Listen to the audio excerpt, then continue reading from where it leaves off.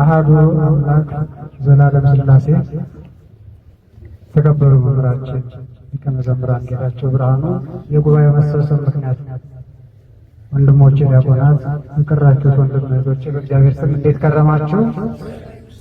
እንደምን ዋላችሁ? እንዴት አመሻችሁ? ያከረመን የዋለን ያስመሸን የጊዜያት ባለቤት ቅዱስ አምላክ እግዚአብሔር ስሙ ለዘላለም የተመሰገነ ይሁን። ልተው አይደል? ይህን መጠቀም ይሰማል? ከኋላ እዛ ዳር ያለች ይሰማል? ካልተሰማ ንገሩኝና ጨምራለሁ። የትምህርታችን ርዕስ የሚሆነው አዘክሪ ድንግል አንባ አመሪረ ዘውህዘ እማይንቲኪ ወወረደ ዲበ ገጸ ፍቁር ወልኪ። ቅዳሴ ማርያም አዳፌ ነፍሱ ላይ ያው ቁጥር የምትይዙ ካላችሁ ቁጥር 168 ላይ ያለው ነው። ምናልባት ከዚህ በፊት ከመስከረም 26 ወዲህ የመጡ መምህራን ለዚህ ጉባኤ ያው ከመስከረም ወዲህ ይሄ ጉባኤ ነው የሚሆነው። በመካከል ባሉት የትምህርት ጊዜያቶቻችሁ ተሰጥቶ ከሆነ መረጃ የለኝም፣ ቢሰጥም ደግሞ አለው ችግር የለውም። አባታችን ሩየ እግዚአብሔር ቅዱስ አባ ሕርያቆስ የቤንዛው ኤጲስቆጶስ የጸና ሆዷ ቅድስት ድንግል ማርያምን ባመሰገነበት ምስጋናው ላይ ቅዳሴውን ሲፈጽም አዳፌ ነፍስ የሚለው ክፍል ላይ ቁጥር 168 ላይ አሳስቢልን እያለ ያሳሰባቸው ብዙ ነገሮች አሉ። አሁን ከያዝነው ዕለት ከትናንት ዛሬም ወደ ኋላም ስንሄድ ያለውን የሚመለከተው ይሄ ጥቅስ ይሆናል። ጥቅስ እንግዲህ ከመጽሐፍ ቅዱስ ከ10 መጻሕፍት ከብሉያቱና ከአዲሳቱ ብቻ አይደለም የሚጠቀሰው፣ ከገድላትም ከዋልድ መጻሕፍትም ይጠቀሳልና እሱን እንዳትረሱ። ትርጉሙ ድንግል ሆይ ከዓይኖችሽ የፈሰሰውንና በተወደደ ልጅሽ ፊት የወረደውን እንባ አሳስቢልን ብሎ ያሳስባታል እመቤታችን። እሷ ደግሞ እንድታሳስብ ለልጇ። ለማን ነው የምታሳስበው? እያለቀሰች እንባዋ የሚፈስበት በክንዷ ላይ ላለው ልጇ ማለት ነው።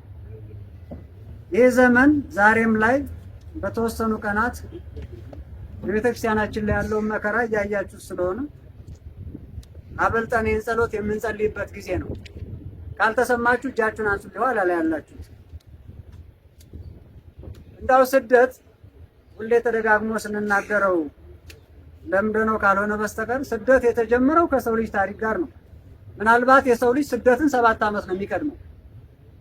ሐሳቤ ገብቷችሁ ከሆነ ፈቃደ እግዚአብሔርን ሕገ እግዚአብሔርን አክብሮ 7 ዓመት ብቻ ነው አዳም በገነት የቆየውና ከዛ በኋላ ስደት ገጥሞታል። ስለዚህ ስደት ረጅም ከሰው ልጅ ታሪክ ጋር ያለው ቁርኝት ረጅም ነው። በእኛም ዘመን ብዙ አይነት መሰደዶች አሉ። ይሄ በስጋ መፍለሱን ብቻ አይደለም። እዚህ ውስጥ ያለ ሰው መረጃው የለኝም እንጂ ከብዙ ነገር የተሰደደ ሰው ይኖራል ብንፈትሽ ማለት ነው። በጥቅሉ እንደመድመው ከበጎ ነገር ሰው የተሰደደበት ዘመን ነው። በጎ ነገሩ ሲሆን ሰው ተሰዷል። ወደ መልካም ነገር ሳይሆን ከበጎው ወደ መጥፎው የተሰደደበት ዘመን ነው ያለው። አስረጃ ያስፈልገውም እኛው ራሳችን ነን። ምናልባት እዚህ ውስጥ ያለነው ሰው አላፈንን ይሆናል፣ ሰው አጋድመን አላረድን ይሆናል፣ በተግባር ማለት ነው። ሐሳቡ ግን ያው የምንሰማው ነው በየቀኑ። ስለዚህ የስደት ታሪክ ረጅም ነው። ሰው ስደትን የሚቀድመው በ7 ዓመት ብቻ ነው። የመጀመሪያው ሰው አዳም ከተሰደደ በኋላ ሁሉም አበው በብሉያት በአዲሳቱም በኋላ ስንመጣ እመቤታችን ተሰደው ስደትን አስተናግደዋል። በተለያየ ምክንያት የስደት ምክንያቱ ብዙ ነው። ስለዚህ እንዳው ከታሪክ አንጻር ታላላቅ አበውን ከ22ቱ አርዕስተ አበው ስናነሳ አባታችን አብርሃም በኋላ ልጁ ይስሐቅም እንደተሰደዱ መጽሐፍ ቅዱስ ያው ምስክር ነው። የሰው ልጅ የመጀመሪያው ግን መርሳት የሌለባችሁ የተሰደደው ምን አድርጎ ነው? አንድ ላይ ንገሩኝ እስኪ። አዳም የተሰደደው ምን አድርጎ ነው? ያው መቼም ለራሳችሁ ሳይሆን ለኔ እንድትነግሩኝ ነበር። ምን አድርጎ ነው የተሰደደው? ባለመታዘዝ አጥፍቶ ነው። ተቅበዝባዥ ሆኗል። ኦሪት ዘፍጥረት ምዕራፍ 3 ያው የውድቀታችን ታሪክ የተዘገበበት ነው። ስፔሲፊካሊ ተሰደደ ወጣ ከገነት የሚለውን ቁጥር 23 ላይ ማግኘት ትችላላችሁ። ስማርትፎን የያዘ ይበዛል እዛ ላይ ማግኘት ስለምችል።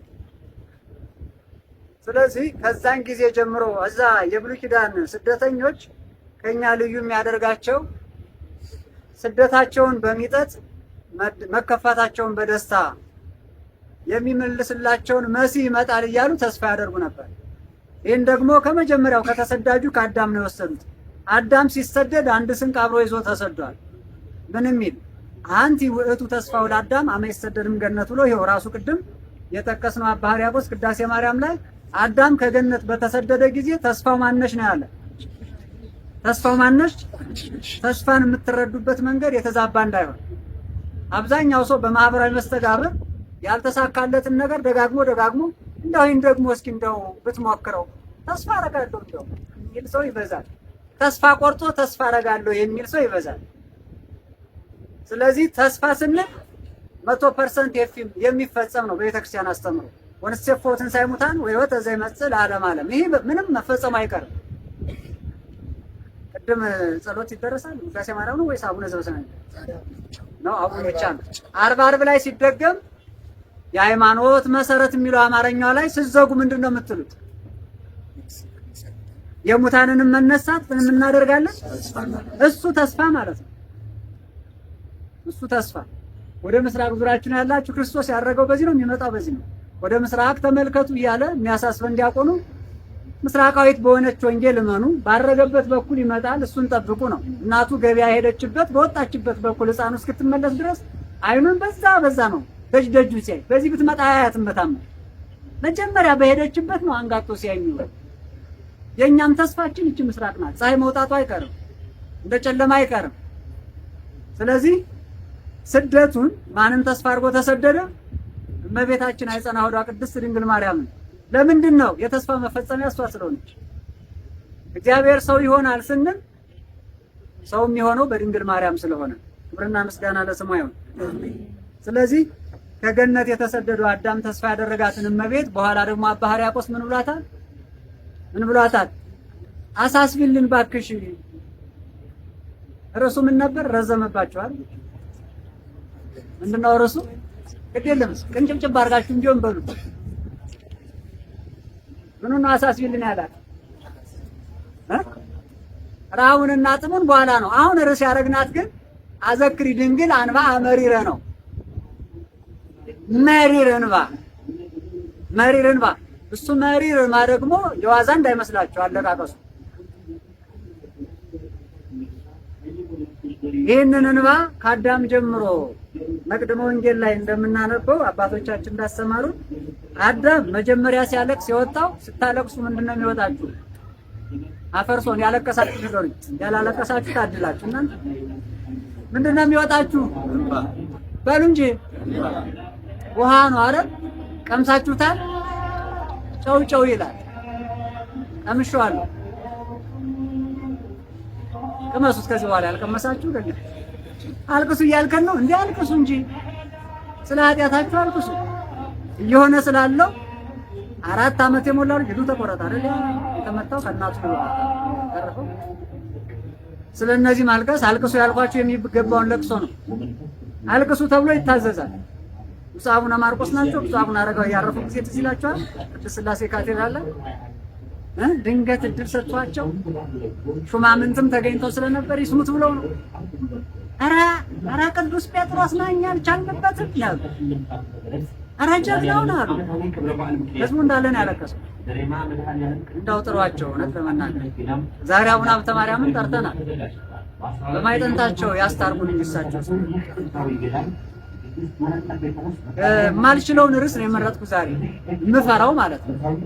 ወላዲተ አምላክን ነገር መናገር ጸጋው የበዛላቸው እና አባ ሕርያቆስ እና ቅዱስ ኤፍሬም እና ጊዮርጊስ ዘጋስጫ ነው ስለሷ መናገር ያለባቸው። እና አባ ሕርያቆስ ያን እንባዋን ታይቶት ነው። አዳም አልቅሶታል። ወደ እሱ ልመለስ። መቅድመ ወንጌል ላይ መጀመሪያ ሲያለቅስ የወጣው ምንድን ነው? ውሃ ነው። እንደው በዚህ በሶሻል ሚዲያ ላይ ጥሩ የሆነ አንዳንድ የሚገኝ ነገር አለ። እንባ 99% ውሃ ነው ይላል አይደል? 99% ወተር ነው ብሎ ይናገራል። ቲር ነው የሚባለው አይደል? በእንግሊዝኛ 99% ውሃ ነው። ማን ነው 1% ውሃ ነው ነው 99% ግን ስሜት ነው።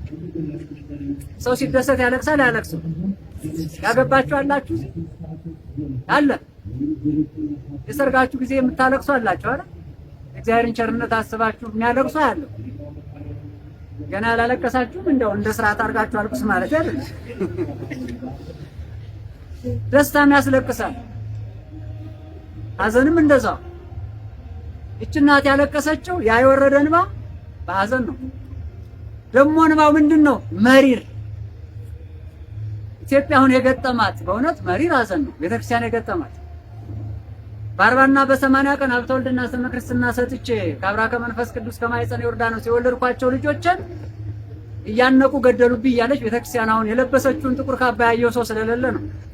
የሚያሳዩ ሰዎች ጠፍተው ማለት ነው። ተስፋ እንቆርጥም አሉ የሚያሳዩ ተገኝተው የሚያለቅሱ የእውነት እንባ።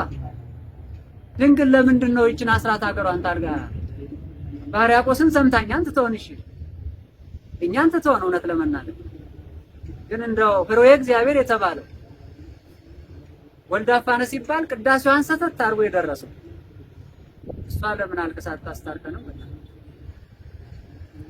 እና ይህን ጸሎትም አባ ሕርያቆስ ያው ደረሰው። እኛም ገጸ ንባቡን ያዝነና አነበብ ነው። የአባ ሕርያቆስ ልብ ግን የት ይገኝ የት ይምጣ? ያው እዚህ ቅርባችን እኮ ነው ስደቷን የፈጸመችው ጣና ቂርቆስ 100 ቀን አይደል? 100 ቀን ማለት 3 ወር ከ10 ቀን ማለት ነው። እልፍ ብላችሁ ጣራ ገዳም ደግሞ 125 ቀን የተቀመጠችው 4 ወር ከ25 145 ቀን ነው የሚሆነው። 25 አለ 145 ቀን። ከዛ ተነስታ ነው ጣና ቂርቆስ። ጣናም ያው ስያሜው ልሳነ ጽዮን ሌሎች ሊቃውንት የነገሩ ጣና በደመና ከሚለው ነው እንጂ ደሴተ ሳፍ ይባል ነበር። ልሳነ ጽዮን ላይ ጽፈውታል አባቶቻችን። ይሄ እኮ እሷ በኪደተ እግሯ የባረከችው ልጇ ተባረከው በምን አይን እንደምናየው እኛ ራሱ ያየው ቅድም አሁን እሱ እያነበበ እንሰማለን። እሱ ነው ያለው ግርማው ራሱ ግን እንዴት እንደምናየው አይናችን ለመደው። ጠበል ነው። እኔ በፕሌን ስመጣ ጥምዝዝ ብሎ እዚህ የደረሰ በኋላ የፈለገ ቢሆን ይግደልኝ እግዚአብሔር በሚያውቀው። እዛ ደግሞ አባይን ሲሻገር ይታያል። ብቻ ስታይ ደመናው ደግሞ እመቤታችን ናት። ደመና መፍተን ከዚህ ከትምህርታችን ላይ ያለ ትምህርት ርዕሱ ምንድነው ያለው? መሪር እንባ። በስደት ጊዜ ያነባችውን ያ መሪር እንባ እንዲህ አድርጋ በክንዷ ታጥፋለች። ስታለቅስ የእሷን ፊት አጥፎ ወርዶ ደግሞ የልጇን ፊት ረብስ ጋር እንዲያለ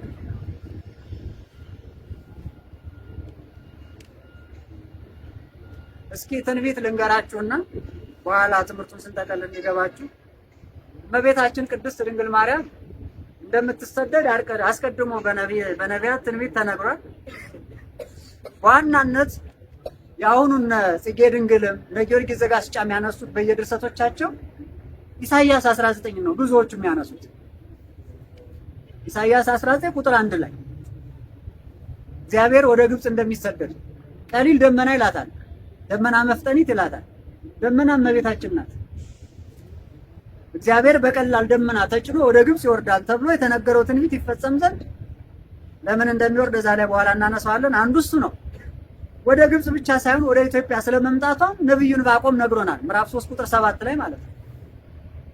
እረፍት ያገኘችው እዚህ ሀገር ነው። ምን ነው ታዲያ ይችን ሀገር ብታሳርፋት? አስራት ሀገሯም ይች ናት። አሁን እንዲህ የምትለው ጉድለቱ ከማን ነው ብትሉኝ ግን ጉድለቱ ከኛ ስለሆነ እስኪ አፈርሶን በኔ ሞት የእናንተስ ጠላታችሁ አፈር ይሁን። እስኪ እኔም ራሴን ልየው፣ እናንተ ራሳችሁን እዩ። ሐሳባችሁን ንግግራችሁን የ20 ዓመቱን የ15 ዓመቱን እንደ ህፃናቱ እሱን ተውት። የዛሬ ውሏችሁን ፈትሹ። ምሕረት የሚያሰጥ ማንነት አለ። አሁን ስታዩት ቤት አድርጎ ይምጣ ምሕረት የሚባለው ራሱ ቤት ወደ ግብጽ ለመሰደዱ ወንጌልም ተናግሯል። ማንን ጠቅሶ? በነብዩ ወደ ግብጽ ይወርዳል እንደተባለ ማቴዎስ ጽፏል። ማቴዎስ 2 ላይ ያው የነሰባ ሰገል መምጣት ሄሮድስ ጋር መገናኘት እያለ ሄዶ ቁጥር 13 ላይ ሲጀምሩ ግን ስደት ነው። ሕፃኑንና እናቱን ይዘው ወደ ግብጽ ሂድ ተብሏል። ማን? ዮሴፍ አረጋዊ። ስለዚህ በዛ በስደት ደግሞ 3 ዓመት ከ6 ወር ስለመቆየቷ ባለራዩ ምናልባት በዚህ ንፍቁ ዲያቆን በዚህ በ40 ቀን ውስጥ አንዱ ይነበባል። ራዕየ ዮሐንስ ምዕራፍ 12 ይነበባል። ንፍቁ ዲያቆን ያነበዋል። ቁጥር 6ንና 14ን ተመሳሳይ ሐሳብ አላቸው። 3 ዓመት ከ6 ወር ስትንከራተት ስለመኖሯ ቅዱስ ዮሐንስ ባለራእይ ጽፎላታል። ቁጥር 6 ላይ ያለው ከአውሬው ሸሽታ በበረሃ አንድ ዘመን፣ የዘመን እኩሌታ፣ ዘመናት የሚሉ ቃላትን ታገኛላችሁ። በሰለስቱ አዲሳት ትርጓሜ ሊቃውንተ ቤተክርስቲያን ዘመን ያለው አንዱን ዓመት፣ ዘመናት ያለው 2ቱን ዓመት፣ የዘመን እኩሌታ ማለት መንፈቅ ነው። 3 ዓመት ከ6 ወር ይመጣሱ ነው። የትኛው ቁጥር 14 ላይ ያለው ነው? ይሄ ቁጥር 6 ላይ ያለው በግልጽ ነው። በምን ስላስቀመጡት? በቀን 1260 ቀናትን ቆየች ነው የሚል። በበረሃው ሸሽታ ስንት? 1260 ማለት ነው። ቀን ነው። በፀሐይ አቆጣጠር ወደ ወር ለመቀየር ለምን ታካፍሉታላችሁ? ለ30 ስታካፍሉት 42 ወር ነው የምታገኙት። 42ቱን ወር ደግሞ ወደ ዓመት ለመቀየር ለ12 ስታካፍሉት 3.5 ነው። ነጥብ 5 የሚለው 5 ወር ማለት ሳይሆን 6 ወር ነው። ነጥብ ማለት የ12ቱ የዓመቱ ግማሽ ማለት ስለሆነ፣ ስለዚህ መጽሐፍ ቅዱሳዊ ነው። በስደቷ ጊዜ የገጠማትን መከራ ዘርዝረን የምንጨርሰው አይደለም። ሰቆቃወ ድንግል አሁን እንደው ማህሌት ቁማችሁ የምታድሩ ትርጉሙ ከገባን እኔ ብዙን ጊዜ አልቆምም እንዴ አይኔን ማጥፋት አልፈልግም። እጅግ በጣም ልብ የሚሰብ የሚያሳዝን ነገር አለ። ሙሉ ሌሊቱን ሊያስለቅስ የሚችል ግን ዝም ብሎ ለመድ ነው። ታውቃላችሁ፣ ለመድ ነው። አበባውን እንሰጣለን ዛሬ እናንተም አበባ አጥታችሁ አጥሩ። እቺ እመቤታችን በስደቷ ጊዜ ብዙ መከራ ገጥሟታል። ያለቀሰችው ለቅሶ አንድያ ልጅ ነው። ተቀዳሚ ተከታይ ሌላ የምትጽናናበት የላት። ተቀዳሚ ተከታይ የለውም ነው። በኩርና በኩር ብቻ ነው። መጀመሪያዋም መጨረሻዋም ነው። እመቤታችንና እግዚአብሔር አብ ይነጻጸራሉ እኮ። አምጣኔ አምጣኒኪ፣ አዝማኔ አዝማኒኪ እያለ እግዚአብሔር አብ ስለሷ ይናገራል። መጠንሽ መጠኖቼ ናቸው፣ ዘመንሽ ዘመኖቼ ናቸው እያለ። ለምንድን ነው እንዲህ የሚነጻጸሩት? እኔ ያለ እናት የወለድኩትን አንቺ ያለ አባት ወለድሽው። ነአምን ክልኤተ ልደታተ እንዳሉ ሳዊሮስና ባስልዮስ ሌሎቹም ላብነት ጠራን እንጂ እግዚአብሔር ወልድ 2 ልደታት አሉት። የመጀመሪያውና ሁለተኛው ተብሎ ቀዳማዊና ዳህራዊ በግዕዙ። ቀዳማዊ ልደት ከእግዚአብሔር አብ ያለ እናት የተወለደው፣ ዳህራዊ ልደት ደግሞ ያለ አባት ከድንግል ማርያም የተወለደው። ይሄ ዶግማ ነው። ጥርት ያለ ቤተክርስቲያን ትምህርት ነው። ይሄን አደላድሎ መያዝ ይገባል። ዝም ብሎ አወላልፎ አይደለም። ልደት ቀዳማዊ ታውቀ በዳህራዊ ልደት ነው ሲዘጉት የዘጉት። እንዲሁ የኋለውኛው ሲሆን በጎል ተጥሎ በጨርቅ ተጠቅልሎ በድንግል ማርያም እቅፍ ሆኖ አየ ነው። የፊተኛው በምን ይታወቃል ቢሉ ልደት ቀዳማዊ የመጀመሪያው ልደት የሚታወቀው በኋለኛው ልደት ነው። እንዴት?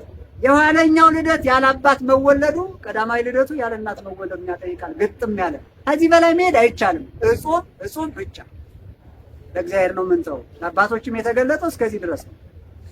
ስለዚህ ስደቱ ከዚህ ጋር ስለሚገናኝ ነው። ከልደት ዳህራዊ ጋር ነው። ጌታችን ባስነገረው ትንቢት በተቆጠረው ሱባኤ ታኅሳስ 29 በዘመነ ማቴዎስ ዕለተ ማክሰኞ በሀገረ ኢየሩሳሌም ቤተልሔም በምትባል ከተማ ተወለደ። እንደተወለደ ስደት ነው የገጠመባቸው። ይህን ስደት ደግሞ እናት ድንግል ማርያም እሱስ ተወልዶ ነው። እሷ ደግሞ የምታውቀው በጽንስ ነው የምታውቀው። እሷ ሳትወለድ ነው የተሰደደችው። ይህን ግንቦት አንድ የምንማረው ትምህርት ነው። ኢያቄምና ሐና መዋዕለ ጽንሷ በታወቀ ጊዜ ምናልባት እውር እያበራ ልምሾ እያረታ ድውይ እየፈወሱ ያው ብዙዎቹ በዛው የነበሩት ከዛ በፊት ያው እነ ሰሎሞን አሉ፣ እነ ዳዊት አሉ።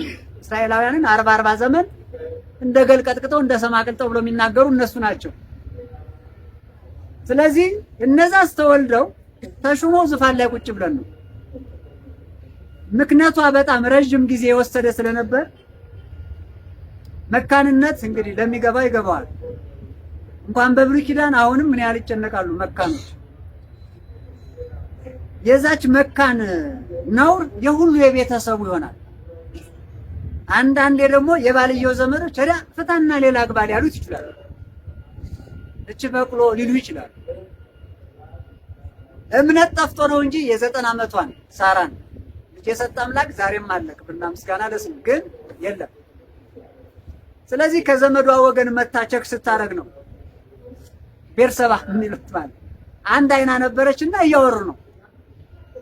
እናቶች ሲጸንሱ ይታወቃል አይደል? ትልልቆቹ ከንፈርሽ አሯል፣ ጥጡሽ ጠቁሯል። ያረገዘች ትታወቅ፣ ከደረቷ ትታጠቅ። በድሮ ነው። አሁንማ ምን መቀነት ተገኝቶ ለምን ሽሉን እንዳይጫነው ከፍ አድርገው። ያው ነፍሰ ጡር በገጠር ስትታጠቅ ለላ አድርጋ ነው የምትታጠቀው። ያውም ከፍ ብሎ እዚህ ላይ ነው የሚሆነው።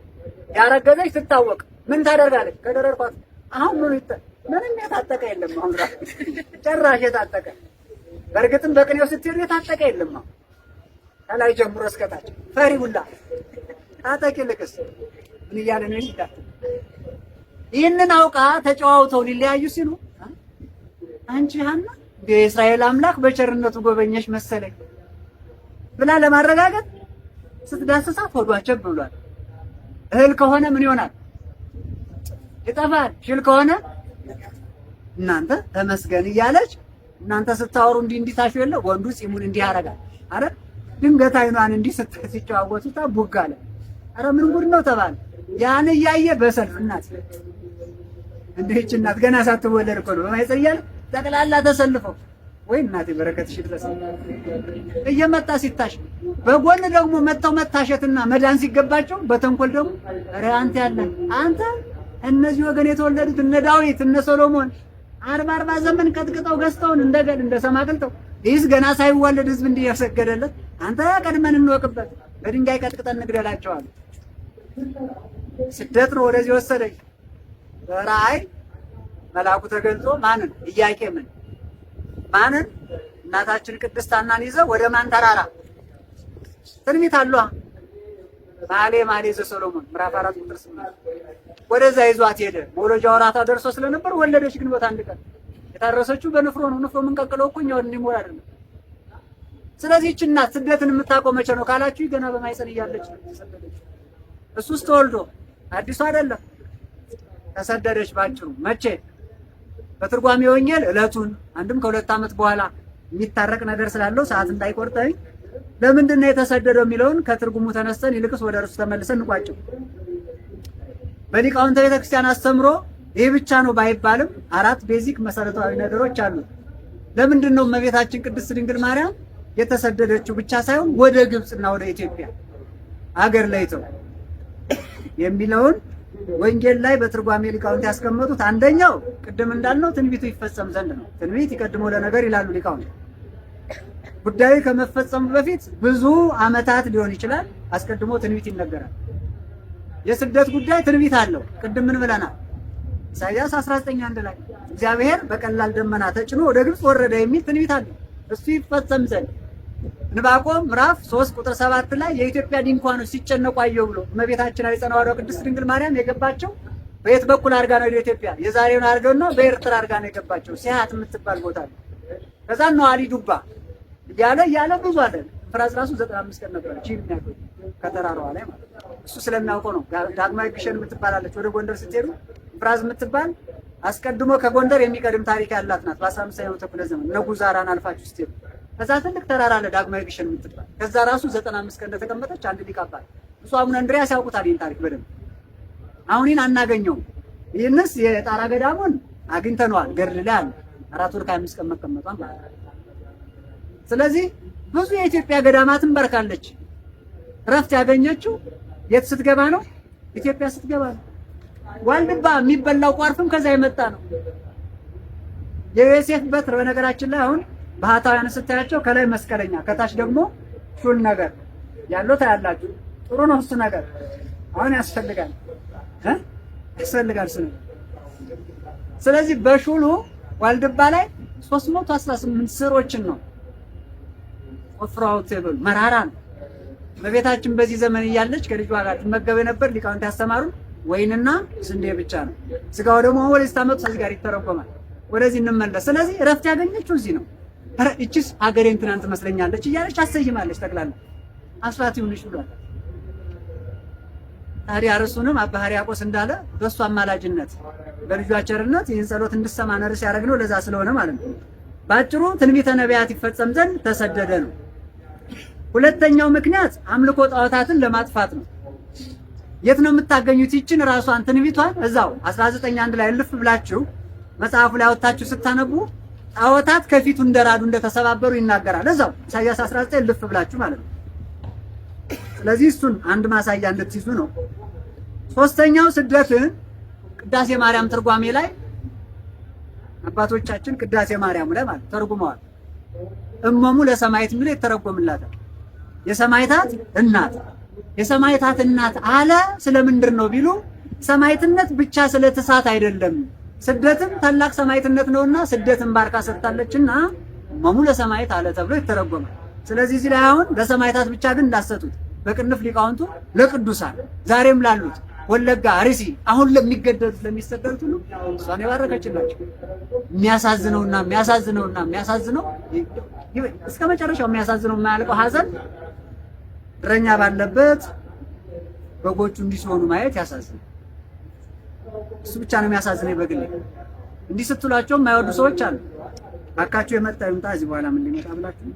አራተኛውና የመጨረሻው ወደ ቀደመ ርስታችን ለመመለስ የካሳ ነው። ለዚህ ነው መጨረስ ያለበት። የምንድን ነው? በትምህርት የመጀመሪያ ላይ የተናገርኩት ተመልሼ የመጣሁበት ማለት የስደትን ታሪክ ስናገር የመጀመሪያው ተሰዳጅ ሰው ነው። ስደትም በ7 ዓመት ብቻ ነው የሚቀድመው እንጂ አብረው እኩል ታሪክ ነው ያላቸው። ከ7 ዓመት ቆይታ በኋላ አዳም ተሰዷል። ያ ቀዳማዊ አዳም ተሰደደ።